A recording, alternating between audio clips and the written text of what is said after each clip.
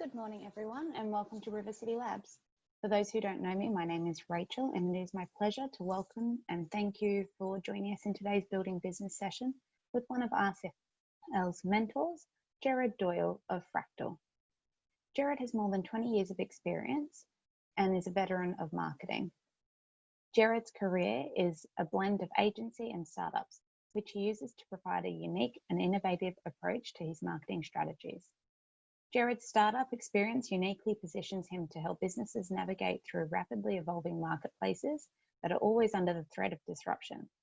After spending 10 years abroad in London, Gerard has a vast international experience working with some of the biggest global brands such as HP, GM, Microsoft, Coca Cola and Burberry. Today, he will be chatting us through how to ensure every aspect of your marketing strategy has effective brand-orientated content, as well as ways to grow now that quick and easy traffic is gone. I would like to make note to everyone that if any part of the recording cuts out, Gerard's pack is available on the screen and has been emailed to you. But it is now my absolute pleasure to hand it over to Gerard. So thank you for the introduction. Yes, lots of years of experience, hence the reason why my hairline is going further back on my head. But we will take that as an advantage for today. So I'm going to be talking through content marketing and how to weave content in every aspect of your marketing strategy. And that sounds super grand. I'm going to go through a bunch of different slides. We've got enough people today that hopefully we can save all the Q&A to the end. But I'm going to jump straight in. And the best thing to do when you start and you're a marketer and you've done agency work is to present a creds deck. And a creds deck is, this is me in logos. These are just some of the companies I've worked for. And I put it up here for a number of reasons. The most important reason is to feed my ego so that I feel really good about myself. And I go, look at all these wonderful brands. But for you guys, it's there to say, this is the diversity of my experience. This is what Gerard's done. And so hopefully what I say over the next 55 minutes actually resonates with you. You can see some Brisbane startups in there, Eggy, Flea Mail, down in Hobart, you've got Biteable, but you also see some local brands, Amart, and I've done global work with Xbox, H&M, Burberry, Coca Cola. So I'm trying to piece all that together. What I'm talking about in this strategy deck actually is some of the things that I've implemented for some of these brands. So brands like H&M, brands like Microsoft and Compare the Market have followed this basic strategy, and I've put elements of this into those companies. So it's not to say it's right, it's just to say that if those brands do it, then it must be right. So jumping into what we're going to be talking about. So I want to talk about content marketing strategy. And there's a difference here, and I'm going to explain what it is in a long description. So a content marketing strategy is not to be confused with a content strategy. It analyzes the different ways content marketing can be used across the buyer's journey, the customer life cycle, and the different customer experience touch points. But it goes beyond that. A content marketing strategy looks at how content marketing, not just the content, can be used in a strategic way for and with other marketing, customer and sales strategies. So super long-winded, and I will say you will all be getting a PDF'd up version of this from Rachel afterwards. So you don't have to write down what's on the screen, you just have to write down anything that I say that you think might be valuable. But what do I mean here? I guess what I'm trying to get across to everyone is this idea that, look, we fall into the trap of doing a content plan or what we call, just a content strategy, which is, okay, on the 4th of May, we're going to do May the 4th be with you, or do something Star Wars theme. But that's content, that's planning out the content. A strategy is much more than that. A content strategy is baked around everything that you do. And I mentioned brands like H&M, I mentioned brands like Coca Cola, Microsoft. These companies get the importance of creating the content around it because it's not just the strategy, it's how you position it. So let's look at a classic marketing funnel, right? So awareness, interest, consideration, intent, purchase. Now, most companies' content focuses, well, they feel like they're focusing on the top bit, the awareness. I'm going to write lots of posts, put them on Facebook, and lots of people are going to see it. Now, the reality is that doesn't work for most people, and we'll touch on that later. But the reason is that none of these social networks really share content that you haven't really earned, or you haven't earned your audience, or you haven't paid your way. The one exception to that at the moment is TikTok. If you produce a video on TikTok at the moment, you can get a lot of awareness. Very strange audience.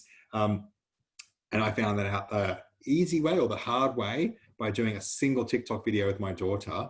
No followers, no friends, brand new account, and we've got 35,000 views. And there's really no reason why, but that to me spoke to why TikTok is amazing at the moment. Most acquisition businesses, performance marketers, they focus the success down the purchase end. So they're basically saying, I know if I put content in front of people who are right at that decision-making stage, we can make a difference. But what I've done here on the right-hand side is sort of said, well, different types of content can have different purposes. So, awareness can be done through blogs or events, but nurturing leads through email and targeted content and newsletters, that can work throughout the funnel. And so a really sophisticated marketer will actually place different types of content, different themes of content in these different stages of the funnel. And importantly, they'll actually spend the time thinking about what the person's trying to achieve at that point. So strategically, what do we want to achieve? Right. So let's run through a couple of slides here. Let me set the scene a little bit for you about what I'm talking about. So I find that a lot of people are currently spreading themselves thin across multiple channels with similar content without a clear objective. You kind of focused on quantity over quality. So it's like, get it out there, get it out there. But actually what we really want to do is focus on the quantity. We want to have a purpose and we want to have a strategy. What does this mean? For a lot of businesses, it means that consumers are being bombarded with content that often is pretty average. It's this thing of, I woke up this morning and thought, I haven't put anything on LinkedIn. I was going to race a post out. And then I thought, no, don't do that. Like, you're better off not saying something if you haven't got, it's like your parents would say, don't say something if you've got nothing nice to say. It's kind of, don't talk to a market or preach on social media if you've got nothing of value to say. So average content is the bane because there's so much out there. So much content, it's hard to cut through. So we'll see the examples of that. So you got content out there that uses pretty crude audience targeting. It's like, hey, Gerard, you're a guy in your 40s. You must be interested in this. Or these kind of bait and switch things. It's not fantastic. You get content with a lack of relevance. Brisbane Airport popped up in my Twitter feed the other day. You look at the tweet and you go, do I care? Like, I'm not really interested in who this person is. It's a very internal thing. Why shout about that? Why is that of interest to anybody? Content that ignores the context, like mobile first design. So workflow automation, but with super tiny text on a mobile screen is just horrendous. Also, content that doesn't meet the promise. So often we talk about attention with marketing and the content at the front, and then we fail to deliver, can have a real negative impact. And so lots of people fall into this trap. It's sort of really enticing from an acquisition marketing point of view, because you do your job, you get the click, but you're really going to deliver on that. So this is an eyewear company trying to use Austin Powers.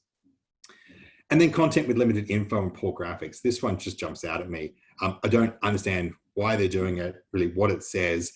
The ratios are all muddled up. It's just sort of a nothing infographic. And yet these things are often cookie cutter, spread out there going, oh, we need to do infographics. And so there's no purpose. There's no strategy behind this. It's just, let's do why did we produce this content? So we're going to get into that. So with all the content out there, there's an increasing danger that content's going to get ignored. And the vast, vast majority of the content you produced isn't going to be read or paid attention to. So how do we go about doing that? And what I'm going to present for you is a strategy as opposed to, here's some creative tricks, right? So a lot of what I do with people is talk about the strategy behind the marketing rather than the tricks. The tricks are great, but tricks right out. Tricks are ways to sort of maybe get a quick win, or more likely than not to optimize something. What I want to talk about here is the underlying principles of marketing that really haven't changed. I was talking to Rachel before we started and said, my agency's name is Fractal. And the reason why I like that as a name is because a fractal is a repeating shape that changes over time into another shape, like a snowflake. So it starts with one and the pattern repeats itself and the snowflake grows. And every snowflake is different, but the basic concept is repeated over and over again. And we fall into this trap of thinking because something's new, because TikTok's new, it's going to be different. It's not different. It's just a different platform. So the tactics are different, but the strategy needs to be the same. So we want to separate strategy, channels, and tactics. And I'm focusing more on the strategy side of it. Lots of people will talk about channels and tactics. You can find that online. If your strategy is not right, you're going to fall over. And that's where I'm hopefully going to give you guys with some clear messaging. So this is important. Good content drives brand visibility. You will encounter this when you watch TV ads that are absolutely brilliant. The TV ads that make you cry and you can't remember what the brand was. So it's a classic big agency problem where they've got good ideas for an ad. They'll often pitch it to a brand and that brand won't buy it. They won't win the account. So they bring it back out and pitch it to another agency, goes, that's fantastic, we love that ad. And they run it. And then at the very end, there's like a closing screen with a logo on it. You think, how are those two things connected? It doesn't relate. So look, good content drives brand visibility. Good content delivers engagement, right? We all now become social media experts because we spend our time on TikTok or Instagram or Twitter or Facebook. We know that if you want to get reach, you need engagement. And that's not just a tactic and a trick on a platform. That's the reality of how we want to conduct things. From a strategic point of view, if you can't get people to engage with your content and they just passively consume it, then it's just an ad, and that's not content marketing. An ad is a form of content, but the days of buying people's eyeballs and attention are fast disappearing. So good content also improves your paid search. We'll touch on this a little bit further, but you want dwell time, you want engagement. So if you're already paid search in a competitive marketplace and you're really struggling to do something there, two things you can do with good content. One, you can increase the dwell time on a landing page, get people more engaged. That might be through a video or a podcast or whatever it happens to be, a calculator. At the same time with paid search, good content allows you to go higher up in the buying funnel. So finding people that are maybe terms that aren't commercial to begin with, and you can turn them into those commercial terms. So these will be areas where you say, look, in its own right, this person isn't necessarily going out to buy. So let's just say, for example, so flea mail is one of my clients. People aren't always looking for flea medication for their pets, but they might be looking for behavioral tricks or grooming or winter coats or whatever it happens to be. And that might get their interest. But once I know that they're engaged with our brand, we can sell them the flea medication later. Good content is essential for SEO. SEO is all about links and dwell time and experience, and good content will get those links for you. And good content enables conversions. Very rarely these days do we convert somebody at the top of the funnel. They don't come in, get to your website and go, I'm definitely going to buy that. It's that 7 points, those 7 touch points. And you can't make those 7 touch points all about selling. You need to add value. You need to remove sort of fear of buying. You might need to create some social proof. These are all things that good content are able to do for you throughout the funnel. So the best content is focused on addressing our customers' problems while positioning explicitly or implicitly your company as the solution. Now, this slide doesn't seem like much, but positioning is absolutely critical and content plays a key part in it. So positioning is the art form of making people see your company, your product, what you're putting out there in a particular light. So this is about how you present yourself to the rest of the world. If you don't create a position that you, through content, say, this is what we stand for, this is what we think about, someone else will decide that for you. So if you don't decide as a brand, for example, at the moment, that you want to be positioned around Black Lives Matter, then other people get to decide whether you do or you don't. And so making a stand and positioning your content around that's important. You'll see some of the greatest brands that are out there at the moment, so Nike or Coke or whoever it happens to be, they don't spend much time anymore. I mean, we know what their product does, but they spend their time positioning the content. Who are they going to associate themselves with? And that's why it's so important when, say, Nike is sponsoring Tiger Woods. Tiger Woods goes through a crisis and Nike removes themselves from his brand, or maybe they don't. That's a decision they make around the positioning. Who do they represent? Who they want to stand for?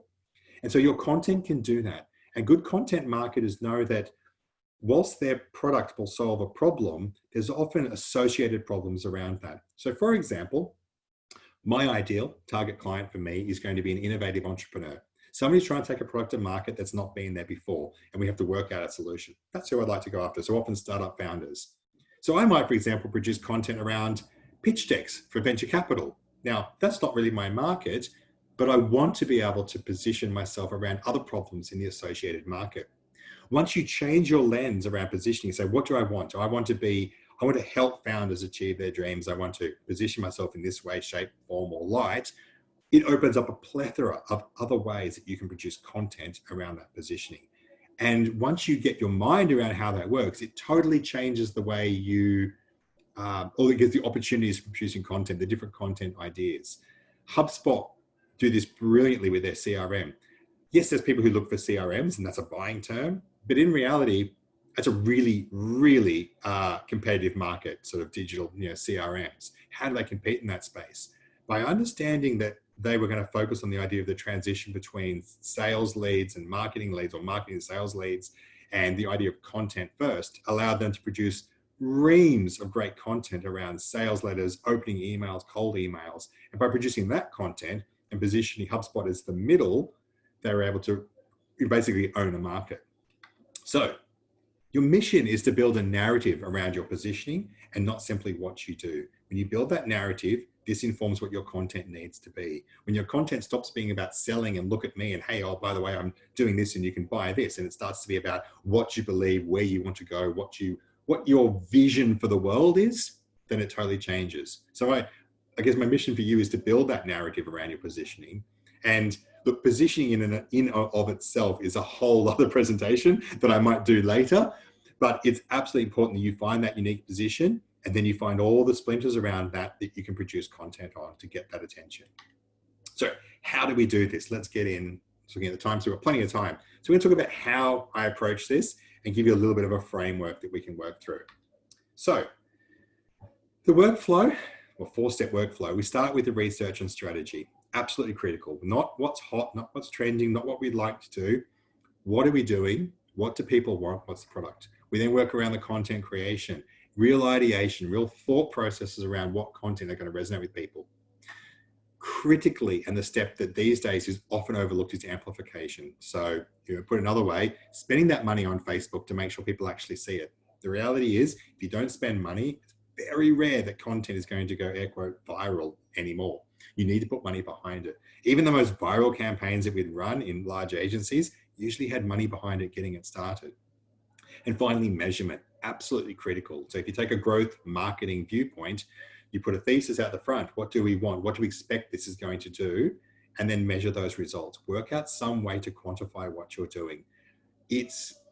Look, it can be comforting to kind of produce great content and feel good about what you've done, but you really need to be driving objectives. And so, for example, we might talk about conversion rates around trust. So I might produce a series of content for a client that's all around social proof and trust. So that will include things like as seen on TV, as featured in the Courier Mail, this customer, Jennifer likes our products, and here's what we did here, and here's our, top investors, and here's other people using our product. And I produce that content, and I amplify that content to people who are, for maybe, at checkout, they're looking at a SaaS product, they're about to buy, but they've kind of gone back, they're not quite sure. And so my measurement point for that would be to target split test groups of people, put 1,000 in one bucket, 1,000 in another bucket, and measure the uptick in that conversion rate. If my content, the purpose of my content is to build trust, if I do that, the conversion rate will go up. If the conversion rate goes up, that becomes my metric. So hopefully that makes sense. Right, let's get into what each of these steps looks like in a little bit more detail. So research, content, and strategy. So we're going to look at things like Google Analytics. It's pretty standard these days. We're also going to look at heat maps, Facebook data, and also interviews, right? So let's look at these. Google Analytics, lots of people cover that, so I'm not going to spend time on that. Heat maps for me is one of the most overlooked areas. I was listening to a presentation from Hotjar, which is one of the biggest companies in this space. And they spent lots of time trying to work out how to reach this, how to win their market. And they realized that 95% of businesses don't use heat maps. And so they realized really they were competing against analytics. But what's a heat map? A heat map for me is a bit like a store owner.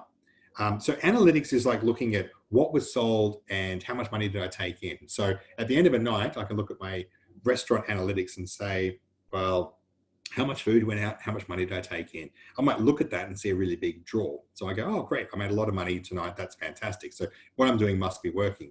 A heat map is watching the people on your website, on your app, interact. That's like the owner of the store standing at the back. You often see that owner operators, they hang around the kitchen, looking at all the staff, looking at the customers, working out what's happening, because look, analytics is brilliant, but our human brain has an ability to interpret what's going on in ways that analytics just can't get right yet. And so you can see that frustration. Someone once termed it as rage clicks. A gentleman I used to work with way back in about 2000. And Rage clicks are that thing where people are clicking on a screen on a website because they think there should be a button there to click. They should be able to click on it and they can't. Heat maps will show you that. Analytics won't. I put Facebook in there because Facebook is the greatest store of demographic information that we've ever had access to. So the greatest store of data around consumer demand is Google, people literally typing in what they want. What Facebook allows us to do is break down age and gender and platform and time of day and device and interest and education and all these marital status, all these things can be done and allows us to work out who our consumer is. And what we're really trying to do there is to work out what the persona might be. So my business challenge to you is to understand the core problem of our target customer. It's the most important step in developing a great strategy. So it's worth spending some time on. So the core problem is, it might be, with HubSpot, it's about, you could talk about closing more sales or that transition between marketing leads and sales leads. So they termed MQL, marketing qualified lead, and SQL, sales qualified lead. If you can understand what the business challenge is, you can produce content that's around that. So I spoke about that idea of there's what your product does or your service does satisfies one part of it. But if you're a makeup brand, yes, your product fundamentally might be a foundation. So foundation does what it does. It covers the whole face. It adds some, I don't know what you even call it. I'm not going to explain that. But clarity. It's a uniform complexion. It covers up a few blemishes. But the greater problem we're dealing there is around confidence and beauty and perception. And so the marketing will talk about these things, not the actual nitty gritty. It's not about covering up a spot. It's about the greater aspiration. So really understanding what the problem of your target customer is going to be crucial to what that content is. And it won't necessarily come out in the analytics. That's why those interviews are absolutely critical. So that opportunity to send emails, even have phone calls with customers, will give you insights that nothing else will, and will inform your strategy. So let's think about business objectives versus business challenges. So you might come in with an objective, which might be to gain new customers. And great, that's the business objective, but what's the challenge? The challenge might be to increase the appeal of the product to a new segment. And so creating a different lens on the way we produce this is really important.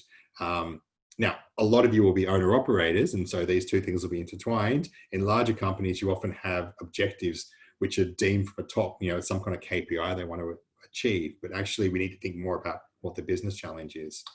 You might want to regain market share that you've lost, and so the business challenge will be about repositioning. You might want to increase purchase frequency. That's create renewed interest around product amongst consumers. Now you'll see these objectives are often bigger business objectives. Not always, but startups are obviously at the very, very pointy end of that.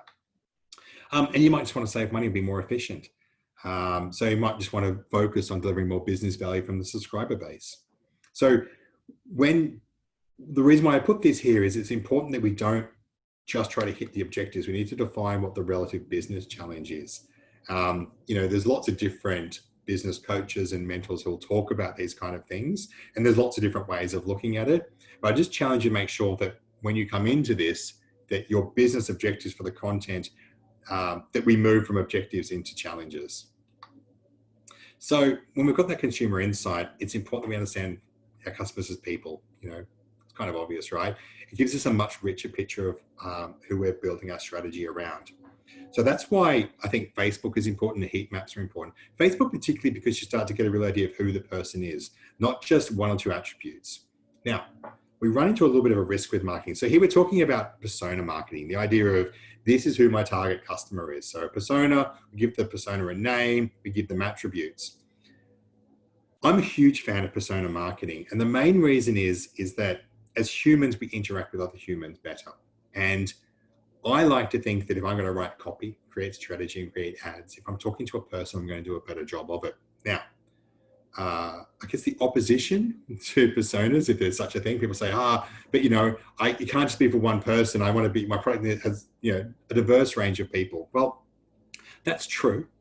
But two things around that. One, people will always find the reason why you're doing something. So it may not have been perfectly designed for them, but they might understand a different reason why you're chasing it. But more importantly, I like to think of this in the way that love songs are written.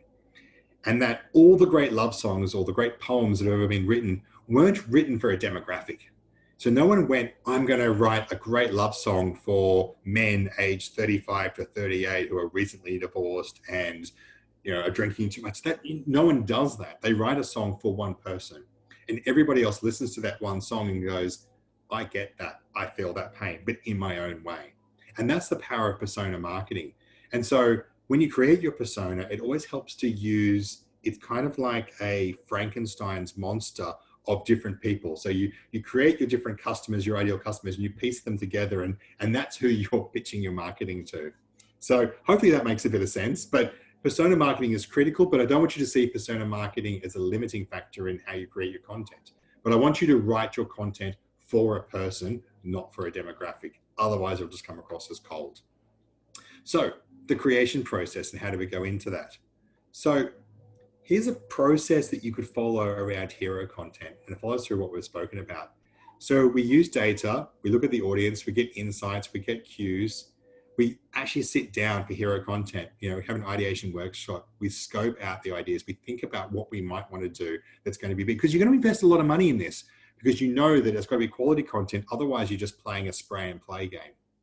You want to conceive it, and you want to think about your activation strategy, so how you're going to go to market, right? One of the biggest mistakes is you spend weeks producing something and then you just kind of like put it on the website, or, have we done that yet? It's kind of like you create something and did we do that marketing? Yeah, the infographic went up on the website or on the internal blog, right? That doesn't cut it anymore. The content creation, the user interface, critical step, device optimization, that was sort of talking about how you deliver it and go through, and then a bit of a review process. So in a bigger company, they might do a brand review. Like, is this really what we want to be doing? Is this the message we want to be sending? Do we want to be first on this thing? Do we want to be environmentally first? Do we want to be about business? Do we want to be founder friendly? Do we want to be whatever it is? Who is it? And how do we want to represent ourselves? We need to revise that, but we only revise that back to the content creation stage. The strategy and the concept should be fine. It should be locked in. But most importantly, as you work your way up, once it's improved, you want to deploy that. And that's a whole step. How do you launch that at the same time to get as much noise as possible and measure that performance? Know whether it worked or it didn't. Most of the content that's produced under the guise of content marketing isn't measured. Most of the content, you just sort of go, oh, I think it worked. Or actually more common than that is to look for something positive and then lay claim to that. Right? That's not the scientific approach to growth marketing. The scientific approach is to say, predict what you want is going to happen, test it, measure it. Did it happen or didn't it happen? What are we going to do moving forward? You want to make sure you're hitting those objectives. Otherwise, your objectives become irrelevant to the overall strategy. So the same process holds true for editorial content.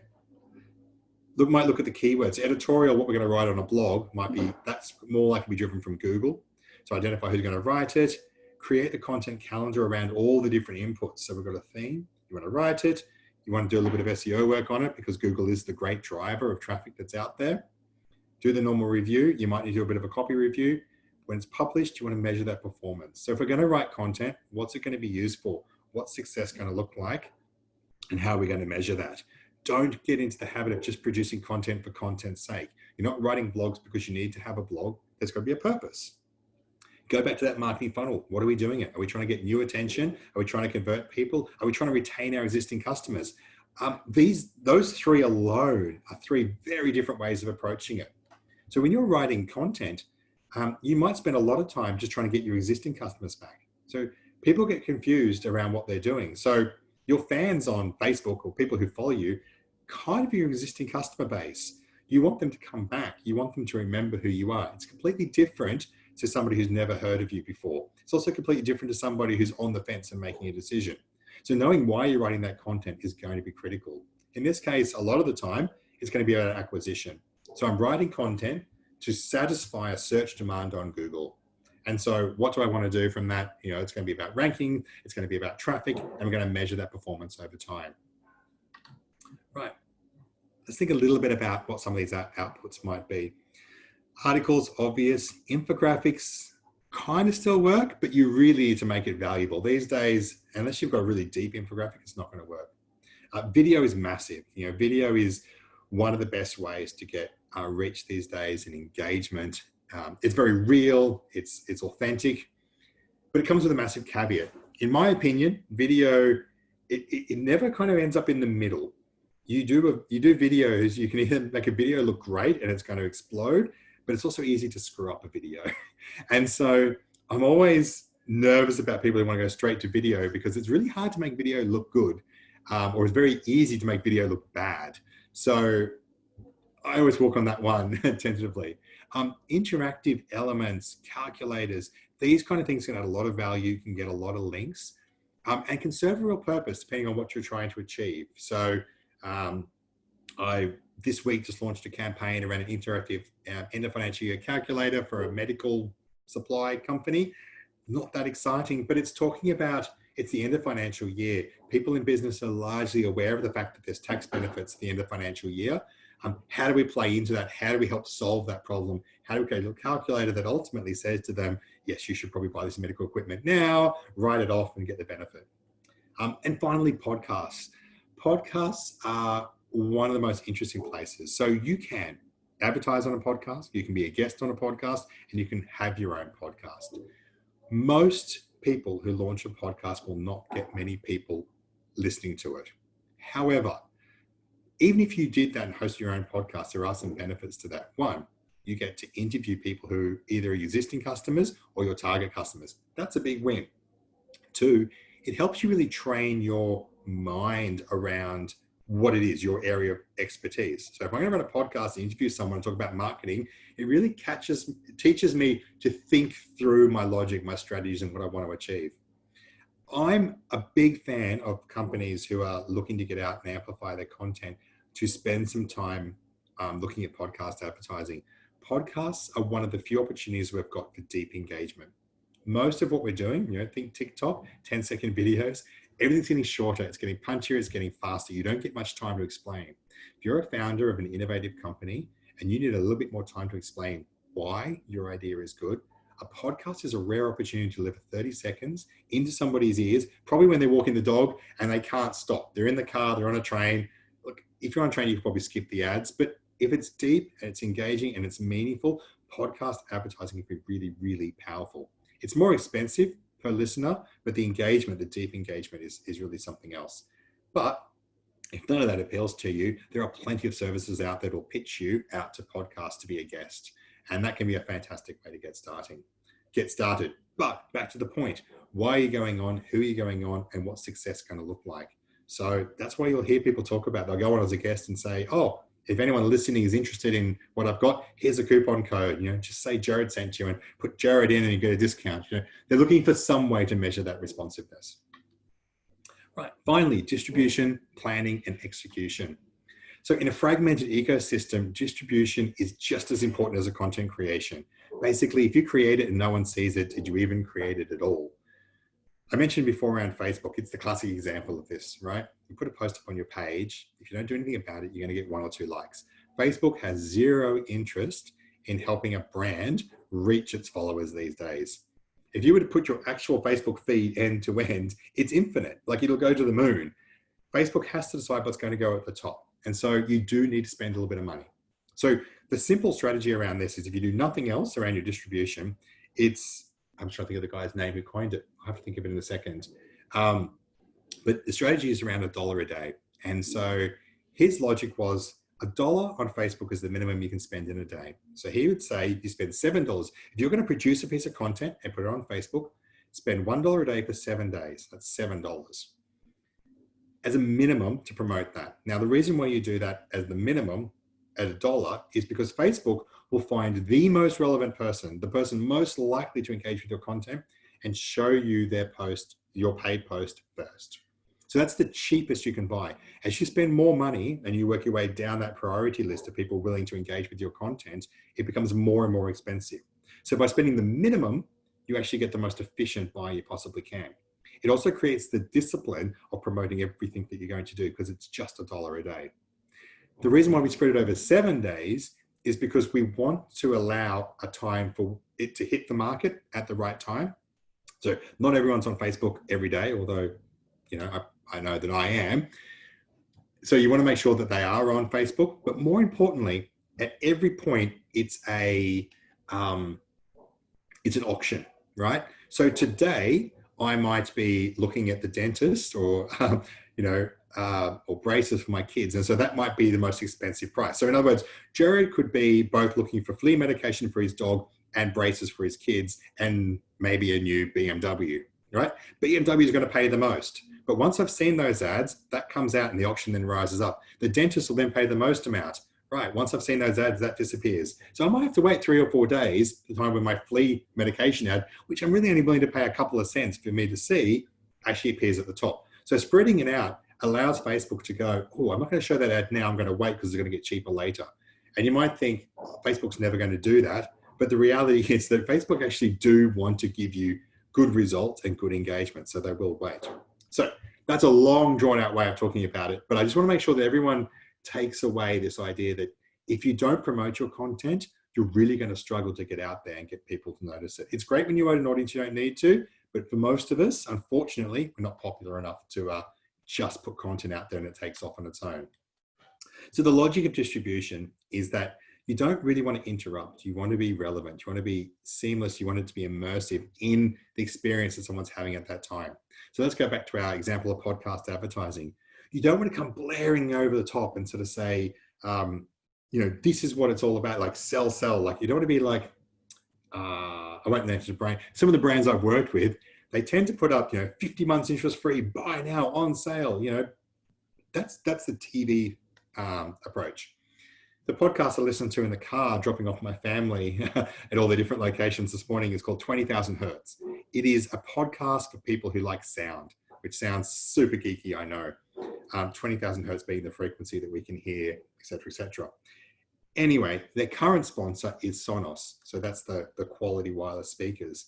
And so those ads are immersive. Those ads make sense. If I'm listening to a podcast for an hour, talk about the nuances of sound, I probably care about the quality of sound. I'm probably willing to pay $400 or $500 for a single speaker from Sonos.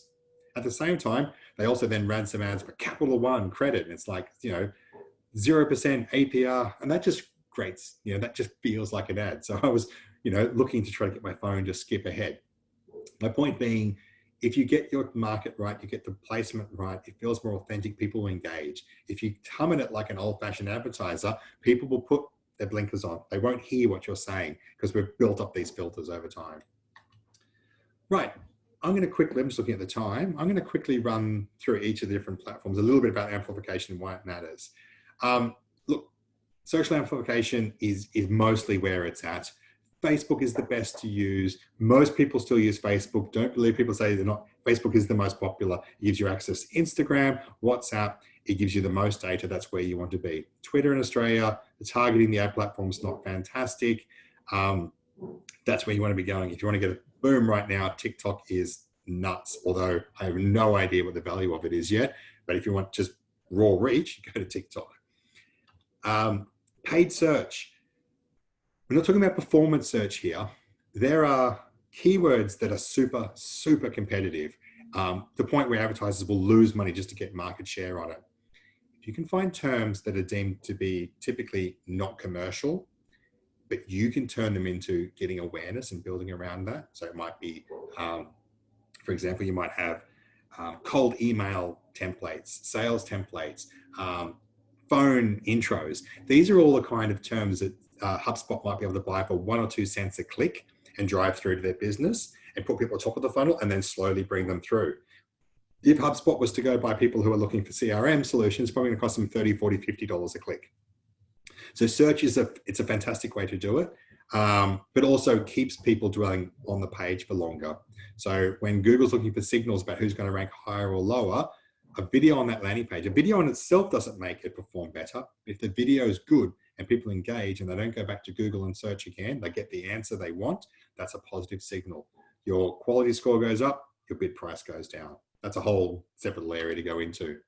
We've covered this. Good content attracts links. You get links, your SEO goes up. Your SEO goes up, Google sends you more traffic. It's one of the main reasons why content marketing really took off was around SEO first. It's now more about social media, but don't overlook SEO. YouTube, look, if it's your channel and that's where you're choosing to go, it is amazing. It's not expensive to even pay to put ads out on YouTube. It's fantastic. one of the secrets around YouTube advertising and TV advertising these days is, it's something that I'm doing with a client at the moment, is testing TV ads on YouTube. Google will feed back all sorts of information about who's clicking, whether they're viewing. You can run 6 or 7 variations of a TV ad on YouTube to see what's going to work. Because when you want to buy that mass reach on TV, the brands want to know what's going to work. So you can test everything now before you go buy your TV advertising. Native advertising. So native advertising are those articles that go at the bottom of, like you go to news.com.au. Most native advertising is clickbait, but if you use it for retargeting, if your content's really relevant to what the person's problems are, you will get clicks through that. And it does help you see, it gives you a lot more authority. It helps drive people back, particularly later in the conversion process. And influencer engagement. Look, even on a B2B space, there is a real space for influencers. My favorite tactic on influencer marketing at the moment is to approach influencers and not pay them for their reach, but pay them for their content. If you change the narrative of how you pitch an influencer and say, I want you for your content and your time, not necessarily your reach, it changes the price point of what people might be talking about. Now, they probably do have some reach, but most of it's wasted. So in TV buying terms, we talk about gross rating points. So this is how many people are we reaching who we actually care about? Because it doesn't matter that my son watches MasterChef and they're advertising, new knives or a KitchenAid mixer. My 7-year-old son's not going to buy a KitchenAid mixer. So he doesn't count towards the gross rating points, or target audience rating points, I should say. Influencer engagement and influencers have that same amount of wastage, particularly if you're Australian focused. The amount of international traffic will dwarf anything you're ever going to get in Australia. So focus on the content. If you can find someone who's good at producing content, but doesn't have a big audience, this is the gold at the moment. So you approach them and you say, hey, love what you're doing with the content. I'd love to pay you $500 to do one of your review videos, and pay you just for doing the videos, and it gives us the right to use the content. So you've got the content produced pretty cheaply. They're going to put it on their site so you can use it. You can put it on your site so it adds to that trust. It adds to that ability to convert people. And then what you do is you follow up and say, but what we're going to do is I'm going to get 100,000 people on our YouTube channel to see it. Now that 100,000 views on YouTube might only cost you a few $100s, but I can bet you if you went to an influencer who could get you 100,000 YouTube views, that they would probably price that at, $2,000, $3,000, $4,000, $5,000. So by buying in advance, by you providing them the reach, you get two things. One, you don't get any, well, you get more than two. You don't get any wastage. You're basically paying them, but also doing a promotion at the same time. So everyone kind of wins out of that process. And you get to keep the content. So that's the way I'm thinking about influencer, and that can happen anywhere, right? It doesn't have to be a consumer brand, it could be business. And podcasts I've spoken about, so I won't dwell on it here in the essence of time. So I want you to ask yourself a few questions. Are you writing content, but people they're not seeing it? Are you buying intent keywords in pay-per-click, but you're not solving the customer's real problem and you're struggling with those conversion rates? Are you still talking about a podcast or being on podcast, but you're not quite sure where to go? Are you still seeing content as free traffic? The idea that, I've written it, so eventually people will find it, it'll be popular. And have you dismissed influencer marketing because you're not a fashion brand? These are all signs that you're probably not quite right on your content marketing, and there's probably some strategic things you need to stop and come back and readdress and go forward again. So if you're answering yes to any of those, there's probably some things you need to think about with your content marketing and how you're producing it. So last but not least, really quickly, measurement. I'm only going to say one thing on this. We've kind of covered measurement, but look, it's important that you think about your business objectives and what you're trying to achieve. But I think back in 2012 or before, and everyone was focused on getting likes, so liking people to like your page. Ads were running in cinemas, like our Facebook page. And then it changed. Everyone said, likes are a vanity metric. They don't count. Likes are not where you need to be as a business. You've got to have real metrics like sales. And that's true, but you can have sub metrics and you can have sub KPIs. In 2020, I'm going to argue that likes are part of your data. And data is one of the great ways that we can retarget people. Data is the most powerful thing you can have in your marketing. And what I mean by that is someone who shows you any kind of intent, a like on a post, a like on a page, or a follow, is somebody who's saying, you now have the right to reach me over and over again, probably through a bit of paid media, and convince me to buy your product or your services. And that's where the value is. So I think the whole tables are turning around this now, and people are now seeing their marketing data as being one of the most important assets. And so when it comes to measurement, you might actually run a campaign trying to get likes. Because once you find people who are engaged in the right kind of content, which is associated with the general problem you're trying to solve and that persona you're targeting, you can reach them again and again, position your brand first, and slowly convert them. So that's me. Now that we're friends, that's my LinkedIn. I'll accept pretty much anyone who connects with me from inside of Australia. That's my direct email address if you want to drop me an email. One of the great bits of content that I've been involved with producing is for Biteable, one of my clients. So biteable.com/lab/Facebook. You will see my face on there. You'll see video. You will see experts, including the guy who came up with the $1 a day strategy. I can't remember his name, but he's in that. So you'll see him. I think he talks about it in that particular video. It's free to download. It's a really good course. If you want to learn Facebook and video marketing, highly recommend it. Support a great Australian startup. I say startup, they're successful, but you get the idea. And in the theme of podcasts, I have a podcast, which is a couple of weeks out of date because I've been looking after kids at home, but it's another form of content. So that's me. I will stop sharing my screen, and hopefully we've got a couple of minutes if there are any questions or stuff that wants to pop up into chat. And I hope I haven't bored everybody with all of that, and I hope it's made some form of sense. So I'm going to find a little chat window, see if there's anyone on there. If not, Rachel, if there was anything that you saw, but please, yes, Daniel, you absolutely nailed it. It was Dennis. He is in that Biteable video. He's an absolute champion. I really like the way he approaches social media. So if you're looking for one person to follow, highly recommend following Dennis. I met him at StartCon, and then as a result, and look, interesting piece of content. So I met him at StartCon.